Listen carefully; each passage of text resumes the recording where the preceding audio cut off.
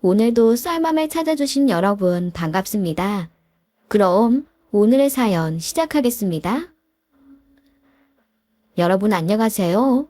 저는 서울에서 약국을 운영하는 30대 여성이에요. 약사로 일한 지 벌써 10년이 됐네요. 요즘 저는 여러분들의 사연을 들으며 일하는 재미에 푹 빠져서 살고 있어요. 사실 저는 얼마 전까지 어이없는 일을 당하며 살았거든요.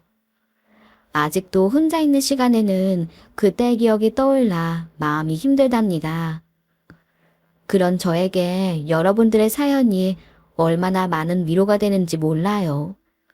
힘든 일을 겪었지만 씩씩하게 살아가는 많은 이들의 이야기가 저에게 희망을 주더라고요. 그래서 오늘은 저도 제 이야기를 통해 다른 분들에게 위로와 희망을 드리고 싶어 이렇게 사연을 보내게 됐네요. 오늘 제 이야기 한번 들어보시겠어요? 저는 대학을 졸업하고 서울의 한 아파트 상가 1층에서 약국을 운영하게 됐어요.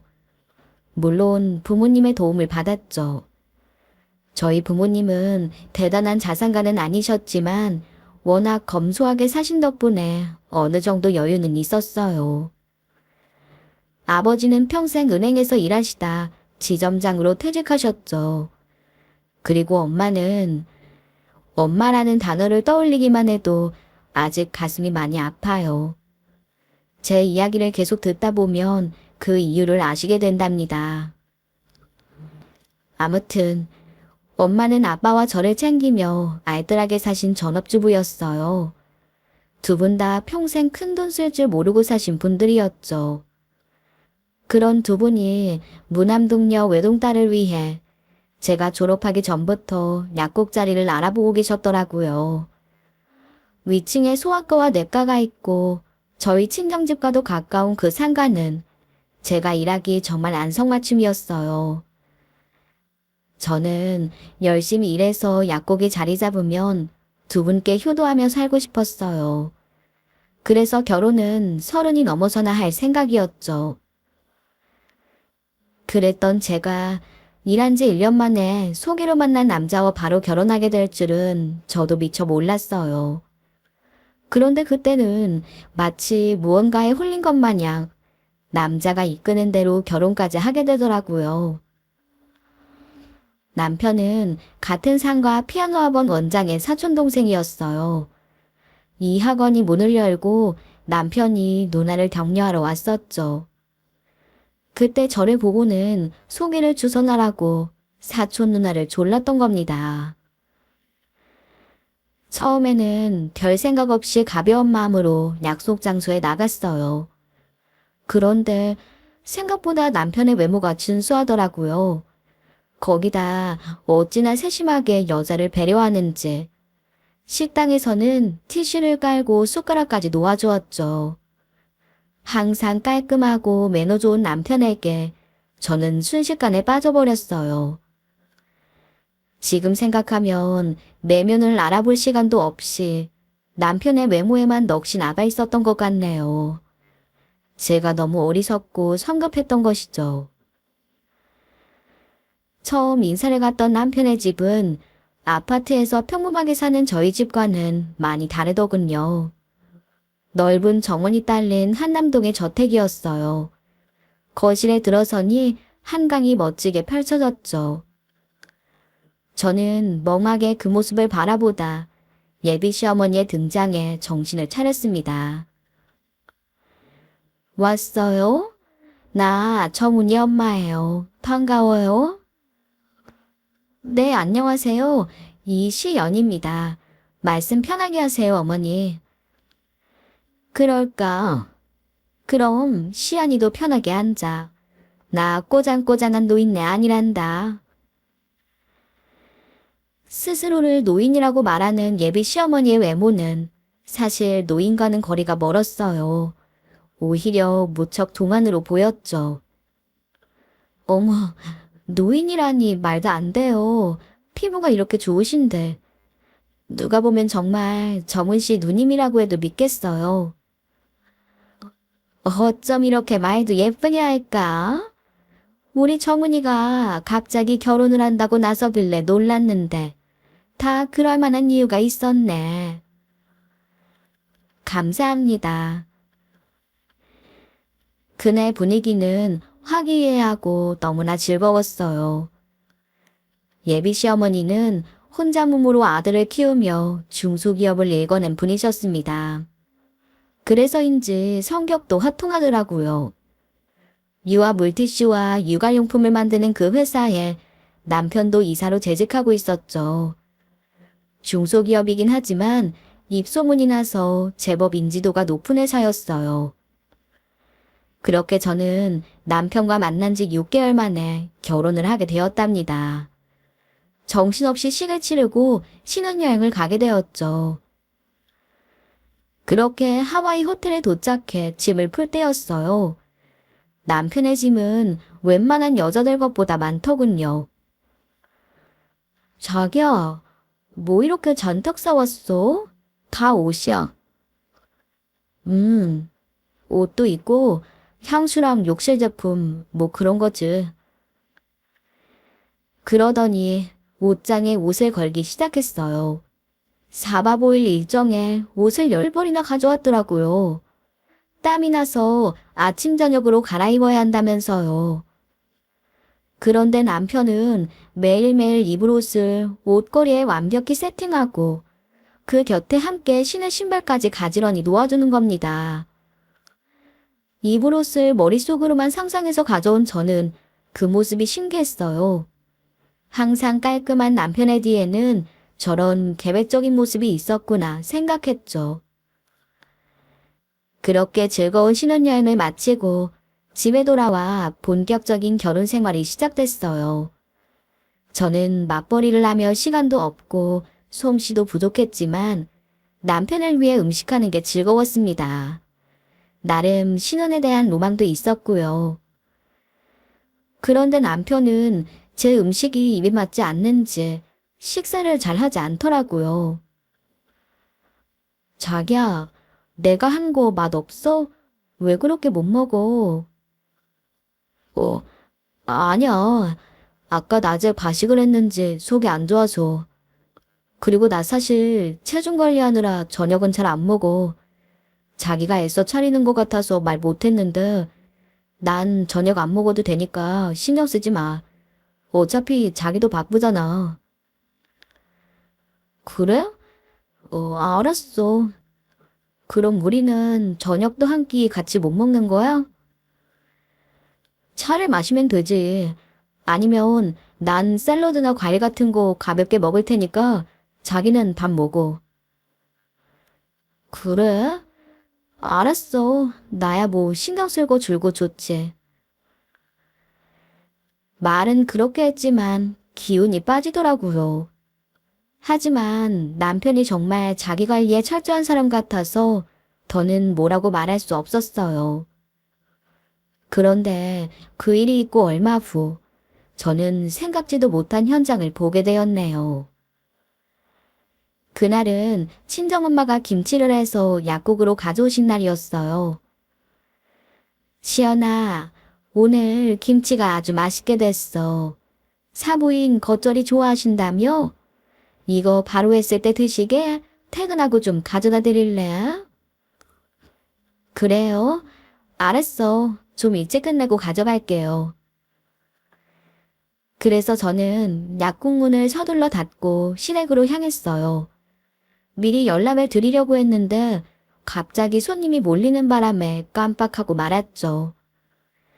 만약 시어머니가 늦으시면 냉장고에 넣고 와도 될 것 같아 그냥 출발했습니다. 잠시 후 도우미 아주머니가 문을 열어주셔서 시댁에 들어섰어요. 그런데 주방 쪽에서 낯이 익은 웃음소리가 들리더라고요. 혹시나 하고 들여다보자 저희 남편이 시어머니와 진수성찬으로 저녁을 먹고 있는 게 아니겠어요? 그 순간 깜짝 놀란 저와 남편의 눈이 마주쳤어요. 자기야, 언제 왔어?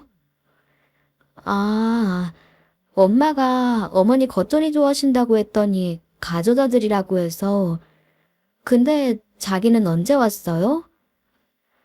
응? 아니, 엄마가 맛있는 굴비가 들어왔다고 해서 퇴근할 때 같이 왔어. 잘 됐다.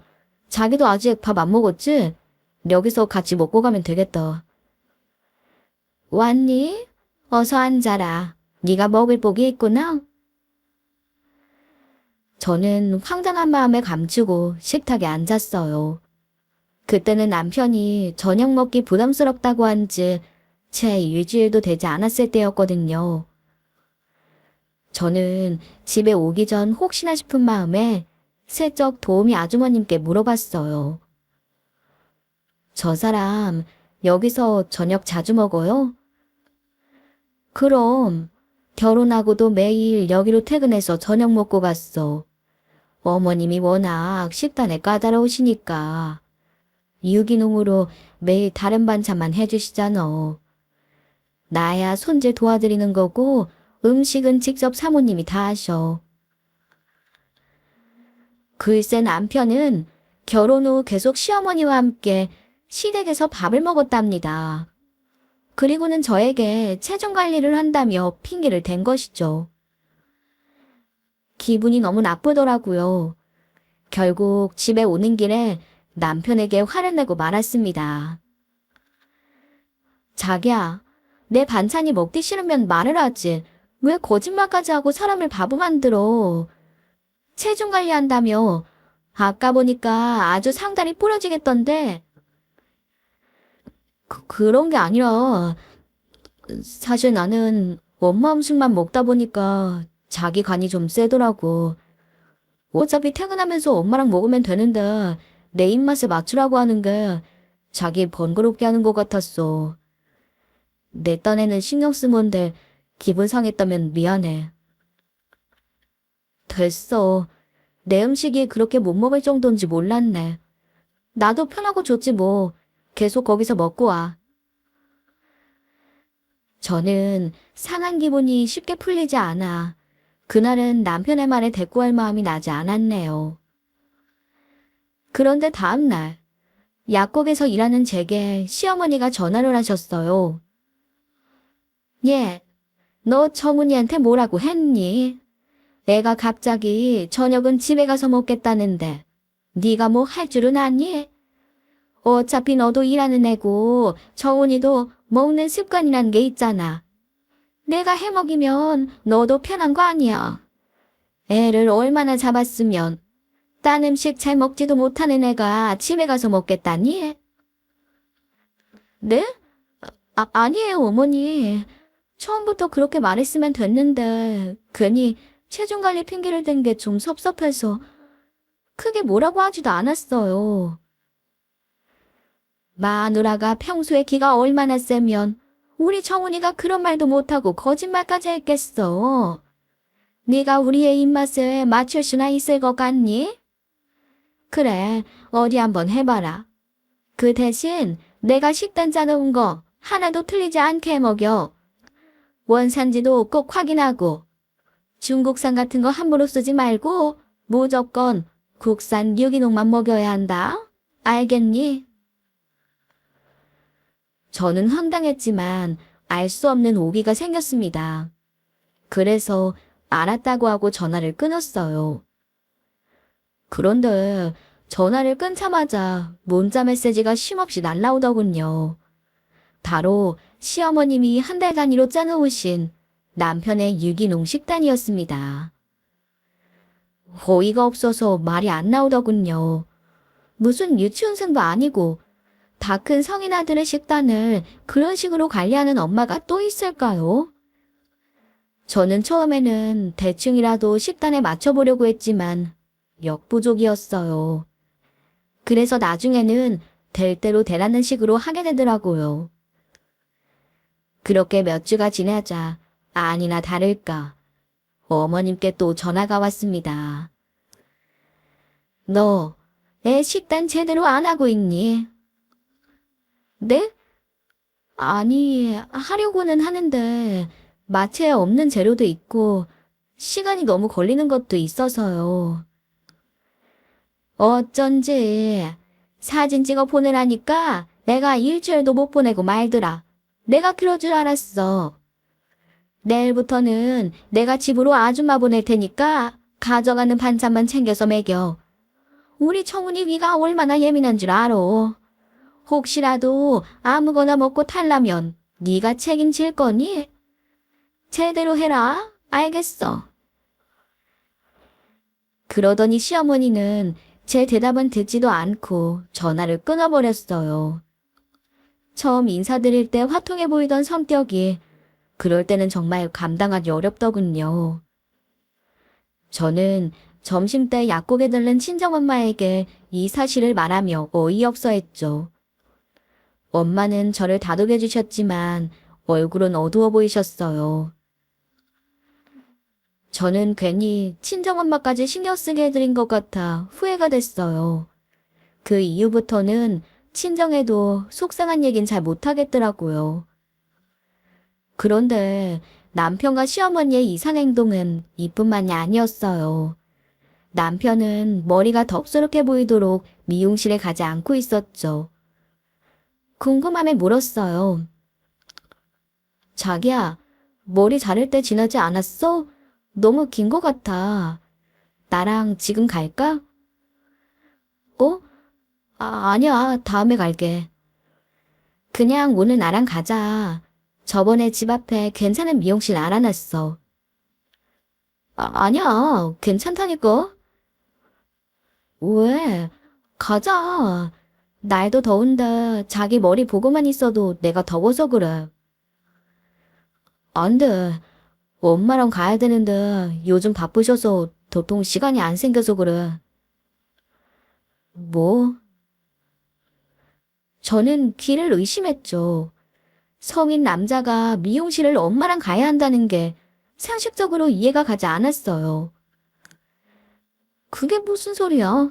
미용실을 왜 꼭 어머님이랑 가야 돼? 내 스타일은 엄마가 제일 잘 알잖아. 항상 엄마가 디자이너한테 말해서 그렇게만 잘라봤어. 다른 머리 해본 적 없어서 어색할 것 같아. 뭐? 아니, 자기가 무슨 초등학생이야? 엄마한테 물어보고 머리 자르게? 그냥 오늘 나랑 가. 요즘 다들 얼마나 실력이 좋은데. 척 보면 알아서 잘라주지. 안 되는데. 남편은 그거 거부하더니 제가 억지로 잡아 끌자 망설이며 따라 나섰죠. 그리고 집 앞 미용실에서 시원하게 머리를 잘랐어요. 그런데 다음 날 남편이 출근하고 얼마 되지 않아서 또 시어머니에게 전화가 왔네요. 얘, 너 해머리에 무슨 짓을 한 거야? 정훈이가 말 안 해? 머리는 항상 나랑 자르러 간다고? 아, 어머니. 정훈 씨가 무슨 애도 아니고 바쁜 어머니까지 신경 쓰세요. 이제 제가 알아서 할게요. 안 그래도 회사에 바쁘시잖아요. 너 나랑 해보겠다는 거야? 애를 첫 꿀로 만들어 놓고 터진님이라고 잘도 말하네. 제 이사야. 외모도 경쟁력인데 격 떨어지게 머리꼬리 저게 뭐니? 어머니, 그 머리가 정훈 씨한테 딱 어울리는 머리래요. 제가 보기엔 괜찮던데. 정훈 씨도 어제 마음에 들어 했어요. 너 얌전한 얼굴로 대답 잘하더니 속에 능구렁이가 들어앉았구나. 어디 시애미한테 한마디를 지지 않고. 정훈 씨 헤어스타일 하나로 어머니랑 제가 싸울 일은 아니잖아요. 정훈 씨가 정 마음에 안 든다면 다음에는 알아서 자르라고 혼자 보낼게요. 어머님도 다 큰 성인 이제 그만 신경 쓰세요. 저는 어디서 그런 용기가 나왔는지 시어머니에게 제 생각을 분명히 말했습니다. 이대로 계속 끌려다니면 끝이 없을 것 같았거든요. 그런데 그건 실학에 불과했어요. 시간이 지날수록 알게 된 사실은 더 엄청났죠. 시어머니에 대한 남편의 의존도는 정말 상상을 초월하더군요. 모든 옷은 시어머니가 코디해주는 대로 입어야 하고 심지어 발톱도 혼자 깎아본 적이 없답니다. 발톱이 길었으니 자르라는 제 말에 시댁에 다녀온다는 남편을 어떻게 해야 할까요? 알고 보니 신혼여행에서 옷을 걸어둔 것은 남편의 계획적 성격 때문이 아니었어요. 어머님이 날짜별로 코디를 해서 그대로 입으라고 하셨기 때문에 그 말씀대로 옷장에 나열을 해둔 것이었죠. 이후로도 남편은 모든 일에 시어머니의 조종을 받는 마마보이의 면모를 여지없이 보여줬어요. 저는 뒤늦게 사태의 심각성을 깨닫고 고민에 빠졌네요. 그러다 결국 극심한 스트레스에 이혼을 결심하고 변호사를 알아보던 어느 날 생각지도 못한 임신 사실을 알게 되었습니다. 시간이 꽤 지난 것 같은데 이혼에 신경 쓰느라 제가 미처 알아차리지 못했더라고요. 어쩔 수 없이 아이를 낳고 두 사람의 행태를 지켜보며 몇 년을 살아야 했네요. 그런데 첫애가 3살이 될 무렵 저는 또 얼결에 둘째를 갖게 됐어요. 시어머니와 남편의 행동을 보는 건 여전히 괴로웠지만 아이가 있다 보니 이혼이 쉽지 않더라고요. 남편은 아빠가 됐지만 별로 달라지는 게 없었어요. 저랑 살기를 6년이 다 돼가도록 생활 곳곳에 어머님의 영향이 미치지 않는 곳이 없었거든요. 그래도 저는 아이들을 보며 열심히 살아가려고 눈을 질끈 감았죠. 또 그러다 보니 거슬리는 것도 어느 정도 익숙해졌고요. 그런데 그때는 제 결혼 생활의 위기가 시작도 되기 전이란 걸 얼마 후에 알게 됐네요. 사건은 바로 시어머니가 사업원을 점치기 위해 무속인을 찾아가고부터 시작됐습니다. 사업을 확장하며 고민이 많던 시어머니는 용하다고 소문난 박소무당을 찾아갔더랬죠. 용하긴 정말 용한가 보더라고요. 글쎄 얼마나 용하게 어머니를 꼬셔놓았는지 거기 다녀오고부터 어머니는 그 무당만 맹신하게 되셨거든요. 정훈아, 첫째 유치원이 어느 방향이니? 우리 도사님이 그러시는데 집에서 남쪽에 있는 유치원에 보내야 애 운이 트인단다. 당장 알아봐라. 다음 주 토요일에 계룡산에서 굿하기로 했으니 그리 알고 너희도 약속 잡지 마라. 이걸 해야 정훈이 운빨도 좋아지고 우리 사업도 잘 되는 거야. 명심해. 예, 앞으로 한 달간 식탁에 빨간 거 올리지 말아라. 조심해야 한대. 그래야 가족들이 다 못하나다니까 무시하지 말고 말 들어. 알겠지? 너 청훈이가 그러는데 애 수영장 보낸다며. 당장 그만둬라. 올해 우리 식구는 물가를 조심하라고 했어. 괜히 경치고 싶지 않으면 조심해야 돼. 항상 매사에 이런 식이었죠. 어머니는 사소한 일도 다 그 박수무당에게 물어서 처리하셨어요. 상황이 이렇다 보니 저희의 생활에도 제약이 많았습니다. 저는 답답했지만 내색해봐야 저만 시달릴 게 뻔하니 시어머니 앞에서는 적당히 말을 듣는 척 넘어갈 수밖에 없었네요. 그런데 얼마 후 저는 큰애 유치원 선생님의 전화를 받고 병원으로 달려가야 했어요. 바로 큰애가 미끄럼틀에서 놀다 떨어졌다는 것이었습니다. 너무 놀라 진정이 안 되더군요. 그런데 막상 병원에 도착해보니 아이의 외상은 그리 심하지 않았네요. 저는 그제야 한숨을 돌릴 수 있었습니다. 머리에 혹이 나고 이마에 상처가 좀 생겼지만 봉합할 수준도 안 되는 것이었죠. 그때 마침 남편이 도착했어요. 응급실 침대에서 유치원 선생님과 당시 상황을 듣고 있는데 의사 선생님이 다가왔습니다. 저는 당연히 별 이상이 없으니 태어나라는 말을 기대했죠. 그런데 의사의 입에서 나온 말은 예상 밖이었어요. 아이가 머리를 부딪혔다는 말씀에 여러 가지 검사를 해봤는데 이상 소견이 좀 있습니다. 정밀 검사를 더 해보고 말씀드리겠지만 입원이 필요할 것 같습니다. 네? 아니, 그게 무슨... 평소에 아이가 갑자기 팔다리에 힘이 빠진다거나 눈이 잘 안 보인다거나 머리가 아프다거나 그런 말을 한 적이 없었나요? 글쎄요. 그게 무슨 관련이 있나요?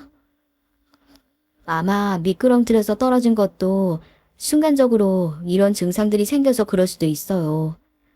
일단 입원 절차 진행하시고 검사 결과 나오면 다시 말씀드리죠. 그렇게 저희 아이는 갑작스러운 입원을 하고 검사를 받게 됐어요. 그리고 검사 결과 청천벽력 같은 진단명을 듣게 되었죠. 뭐야 병입니다. 보통 뇌질환은 성인한테만 나타난다고들 생각하시는데 이 병은 어린이나 청소년에게도 나타날 수 있어요. 희귀 난치성 질환이라 아직 모르시는 분들도 많은데 국내에서도 해마다 환자가 증가하고 있어요. 저희 아이가 이름도 생소한 희귀 질환에 걸렸다는 것이었죠. 물론 저는 직업 특성상 병명과 일반적인 증상에 대한 정도는 알고 있었어요. 그래도 설마 내 아이에게 그런 일이 생길 거라고는 상상도 하지 못했었죠. 하늘이 노랗고 몸이 땅으로 꺼지는 기분이었습니다. 저는 모든 병이 조기 발견과 치료가 중요한 것을 알고 있었기에 바로 치료를 시작하려 했어요. 그런데 그때 생각지도 못한 문제가 생겼습니다. 시어머니가 치료를 극구 반대한다는 것이었어요. 이유는 바로 그 박수무당의 한마디 때문이었죠. 무당이 양방 치료를 받으면 아이가 큰일 날 수 있다고 했다는 겁니다. 어머니, 저 병은 초기에 적절하게 치료하지 못하면 합병증이나 뇌경색이 올 수도 있어요. 심하면 신경마비도 올 수 있고 그보다 더한 일도 생길 수 있다고요. 왜 그런 답답한 말씀을 하세요? 치료를 못 받게 하면 어쩌라는 거예요? 저대로 애 잘못될지도 모르는 걸 지켜보기만 하라는 거예요? 잘못되긴 왜 잘못돼? 잘 되라고 이러는 거 아니야. 지금 우리 도사님이 며칠째 얼마나 열심히 기도하고 계신 줄 알아. 괜히 부정타게 병원 데리고 다니지 말고 기다려봐. 말도 안 되는 말씀 하지도 마세요. 그런 걸로 병이 나으면 죽는 사람이 왜 있어요? 너 말 잘했다. 병원 가서 다 고칠 것 같으면 왜 사람들이 죽어나가니? 도사님은 인간의 영역으로 할 수 없는 일을 하시는 거야. 나중에 가서 큰 절이나 올려라. 저는 정말 애 같아서 미칠 지경이었어요. 하루하루 피가 마르는데 남편 역시도 시어머니의 말을 들어야 한다며 요지부동이었네요. 결국 저는 마음을 굳게 먹고 남편과 시어머니 몰래 아이를 입원시키고 치료를 시작했습니다. 친정엄마는 이런 저와 아이가 걱정되셔서 하루가 멀다 하고 음식을 해서 찾아오셨죠. 그런데 이런 사실을 알게 된 시어머니가 기막힌 일을 벌이신 게 아니겠어요. 아이가 입원하고 며칠 후 담당 의사 만나고 다시 병실로 돌아오는 길이었어요. 그런데 병실에서 요란한 소리가 들리고 사람들이 문 앞에서 구경을 하고 있는 겁니다.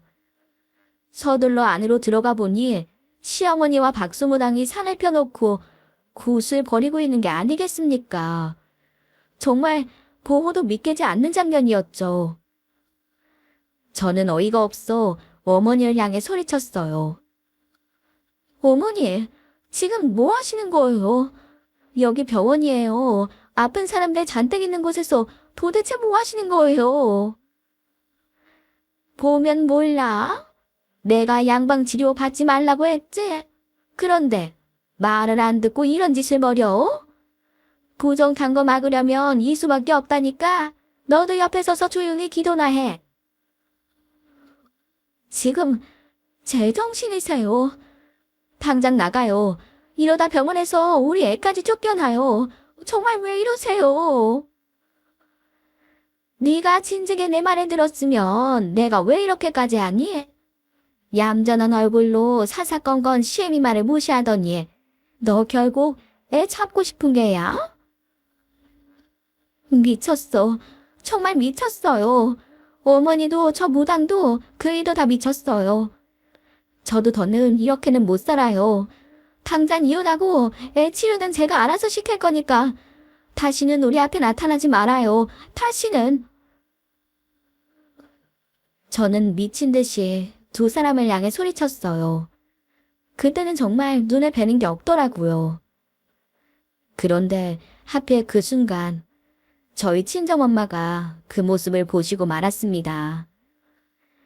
깜짝 놀란 엄마가 들고 온 도시락을 떨어뜨렸어요. 그리고는 저와 몸싸움을 벌이고 있는 시어머니를 뜯어 말렸죠. 그런데 그 와중에 넘어지며 그만 바닥에 머리를 부딪히고는 의식을 잃고 마셨습니다. 저는 다급하게 달려가 엄마를 안고 흔들었습니다. 하지만 계속 정신을 차리지 못하셨죠. 결국 그게 저희 친정엄마의 마지막 모습이 되고 말았답니다. 의료진이 엄마를 옮기고 응급수술이 진행되는 동안 저는 넋이나가 아무것도 할 수가 없었어요. 그저 놀라서 달려온 친정아빠 품에 안겨 울기만 했습니다. 그리고 수술 도중 엄마가 눈을 감으셨다는 사망 선고를 들어야 했죠. 그야말로 날벼락 같은 일이었어요. 하염없이 눈물이 흐르고 가슴이 무너져 내렸습니다. 아빠도 그대로 자리에 주저앉아 못 놓아 오열하셨어요. 결국 모든 게 제 탓이었습니다. 사람을 잘못 선택한 것도 제 탓이었고 후회할 결혼을 끝내지 못한 것도 제 잘못이었죠. 그건 다 제 잘못인데 벌은 저희 엄마가 받으신 것 같아 죄스러워 미칠 것 같았어요. 도저히 제정신으로는 엄마의 장례를 치를 수가 없더군요. 그런데 아빠는 그런 저를 다독여 잠깐이라도 집에 다녀오라고 하시더라고요. 가서 깨끗하게 씻고 맑은 정신으로 엄마를 보내주자고 하셨어요. 처음에는 한 발짝도 움직일 수가 없었죠. 하지만 아빠의 말씀을 듣고 보니 엄마가 이런 내 모습을 보고 떠나게 할 수는 없다는 생각이 들더라고요. 그래서 마지막 힘에 끌어모아 택시를 탔습니다. 밝고 깔끔한 모습으로 엄마의 장례를 모시기 위해 집으로 향했죠. 그런데 집에 도착한 저를 맞이한 것은 눈으로 보고도 믿기 힘든 현장이었어요. 제가 올 것이라 예상했는지 못했는지 글쎄 시어머니와 남편이 어떤 여자를 집안에 끌어들여 기함할 짓을 벌이고 있지 않았겠어요. 이제 이 누나가 너희 엄마야. 이 누나가 누구냐 하면 아빠랑 좋아하는 사람이거든. 부부는 서로 좋아하는 사람들끼리 살아야 하는 거야. 근데 너희 엄마 아빠는 이제 서로 안 좋아해. 그러니까 이 누나랑 아빠랑 새로 결혼을 해서 너희 새엄마가 될 거야. 알겠지? 현관에서 낯선 여자의 신발을 발견하고 조심스럽게 집 안으로 들어서자 이렇게 어이없는 시어머니의 말이 들려왔죠. 그리고 뒤이어 호탕한 남편의 웃음소리도 따라왔어요. 아하하, 엄마는 성격도 급하셔. 이 사람 당황하겠어요. 일단 저희끼리 날이라도 잡고 애들한테 소개하시지. 뭔 말로 우리 엄마. 저희 친정엄마는 시어머니의 미친 짓을 말리다 돌아가셨어요. 그런데 그런 엄마의 장례를 앞두고 남편과 시어머니는 상간녀를 아이들에게 새엄마라 소개하고 있더군요. 이 무슨 망할 짓인가요? 저는 이가 바득바득 갈리고 온몸에 찬물을 끼얹은 듯 소름이 끼쳤어요. 그리고 그 순간 저는 결심했죠. 저 인간들에게 복수의 매운맛을 제대로 보여줘야겠다고요. 두 인간들이 제 발밑에 무릎을 꿇고 울고불고 매달리는 모습을 꼭 보고야 말 것이라고 다짐했습니다. 저는 친정엄마의 장례를 치르자마자 이런 제 결심을 실행에 옮겼어요. 먼저 상간녀의 정체를 밝혀야 했는데 심부름센터에 부탁하니 그건 뭐 일도 아니더라고요. 하루 만에 상간녀의 신상이 모조리 적힌 서류와 사진을 건네받았죠. 등잔 밑이 어둡다고 그 여자는 바로 시어머니의 비서였어요. 저는 남편의 휴대폰을 뒤져서 시어머니와 남편의 대화 내용을 모조리 찍어두었답니다. 그리고 그 과정에서 두 사람이 바람난 배경을 알게 되었죠. 거기에는 역시 시어머니의 입김이 들어갔더라고요. 모든 증거를 수집한 저는 바로 상간녀를 만나러 갔습니다. 할 일이 많아 지체할 시간이 없더라고요. 상간녀는 저를 보자 당황하는 것 같았어요. 하지만 시어머니에게 어떤 교육을 받았는지 당당하려고 노력하는 것 같았죠. 무슨 일이세요? 근무 중에 나온 거라 길게 얘기할 시간 없어요. 그래요. 나도 바라던 바예요. 정훈 씨랑 결혼하기로 했다고요? 네. 이미 다 알고 오신 것 같으니 다른 말은 필요 없을 것 같아요. 저희가 만난 게 먼저긴 하지만 이혼 말은 그쪽에서 먼저 꺼냈다고 하니까 제 원망은 하지 않으셨으면 해요. 맞아요. 그런 집구석에서 하루도 내 아이들 키울 수 없어서 내가 이혼하겠다고 했어요. 그런데 이혼하겠다고 한 거지. 아직 이혼한 건 아니잖아요. 그러니까 정훈 씨는 아직 유부남이고 당신은 상간녀란 말이지. 내가 당신을 상대로 위자료 소송을 할 수도 있단 말이야. 뭐요? 위자료? 당신이 무슨 권리로? 들어보니 그동안 집안 건사도 안 하고 시어머니한테 대들기만 했다던데 참 뻔뻔하기도 하네요. 왜요? 정훈 씨가 옆에 있을 땐 모르겠더니 남지려니까 아까워요? 아, 전혀. 그 남자 얼마든지 당신이 가져. 난 그런 하자 있는 인간 필요 없으니까. 그런데 그 인간들이 한 짓은 용서를 못하겠거든. 결국 당신도 이용당하는 것 같은데 불쌍한 여자 하나 구제해줄 겸 나도 당신이 필요해서 협상을 좀 하려고 왔어. 여자는 제 말에 어이없다는 듯 코웃음을 치며 물었죠. 협상? 무슨 협상요? 지금 무슨 영화 찍어요? 내가 이대로 모른 척했으면 당신이야말로 영화 같은 인생을 살 뻔한 줄 알아. 코미디라고 해야 하나, 공포물이라고 해야 하나. 무슨 말이에요?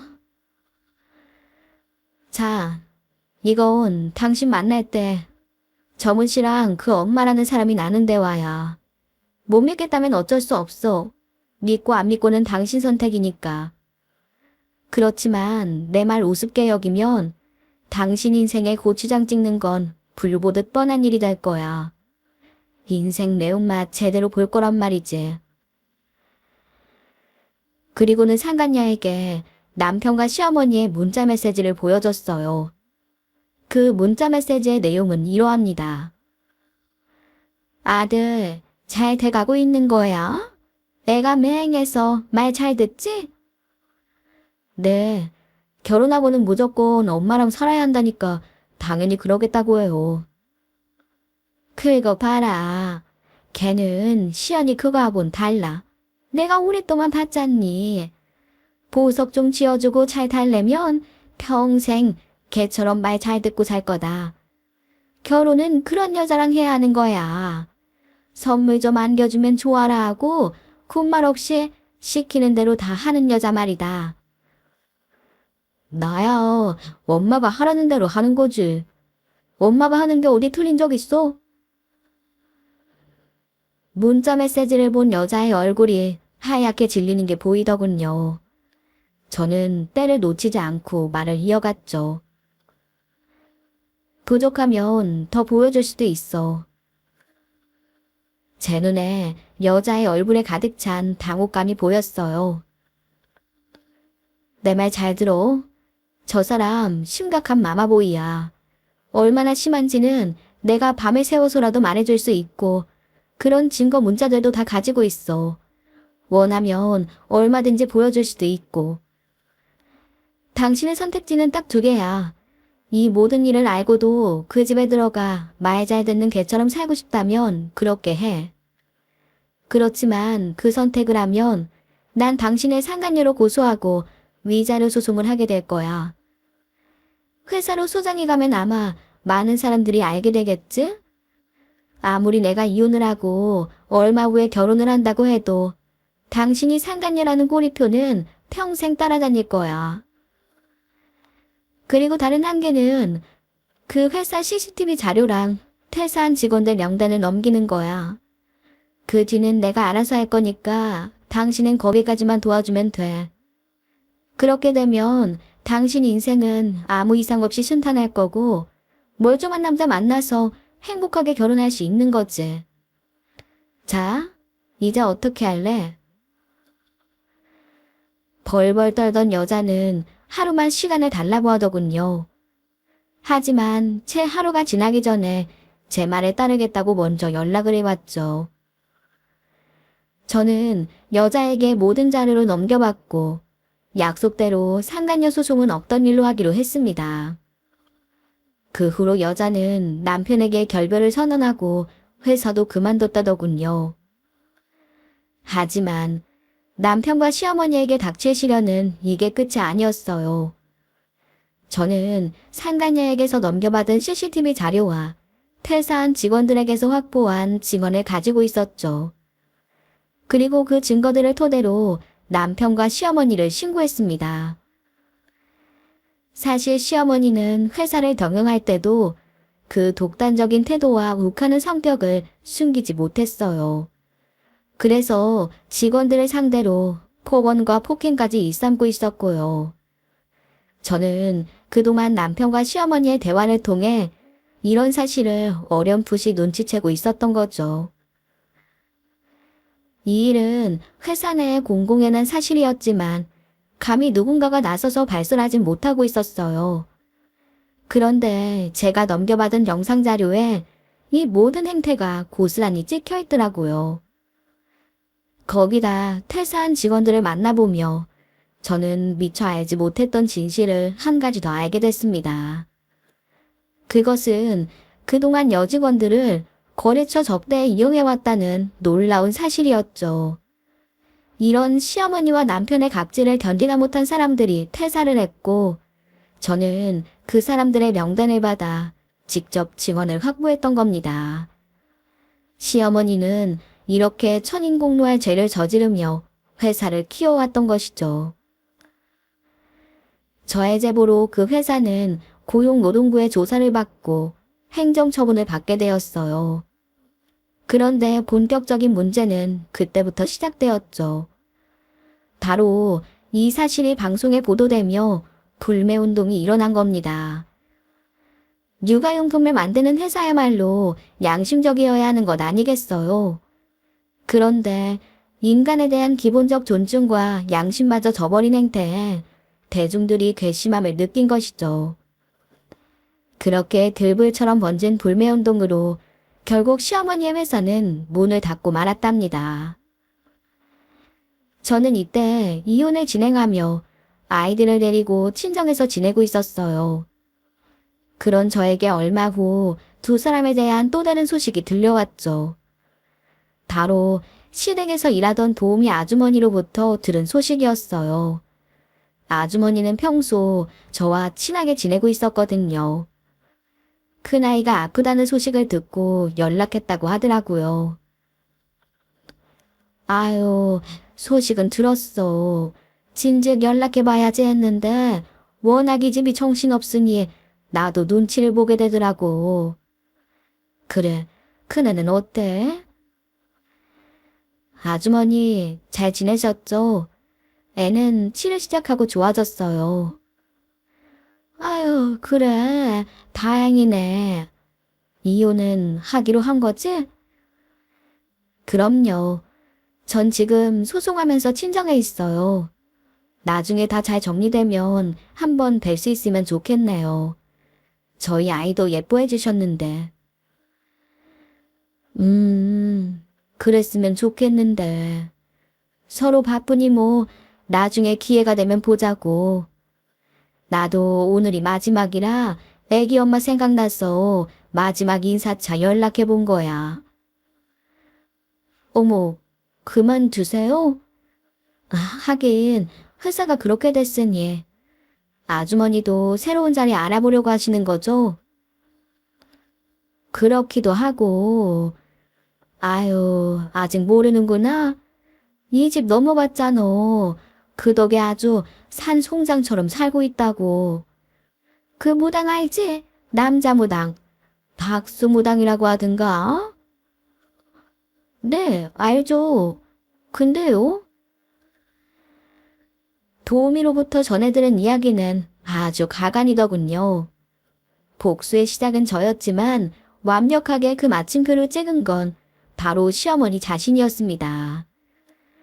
박수무당이 망해가는 회사를 살려야 한다며 구술하자고 했고 어마어마한 금액을 제시했던 것이죠. 시어머니는 또 그 계략에 홀랑 넘어가 하나 남은 집을 잡혀 구파올려버렸답니다. 그런데 회사가 살아나기는커녕 집까지 은행에 넘어가게 됐고 무당은 한 몫을 단단히 챙겨 그대로 잠수를 탄 것이죠.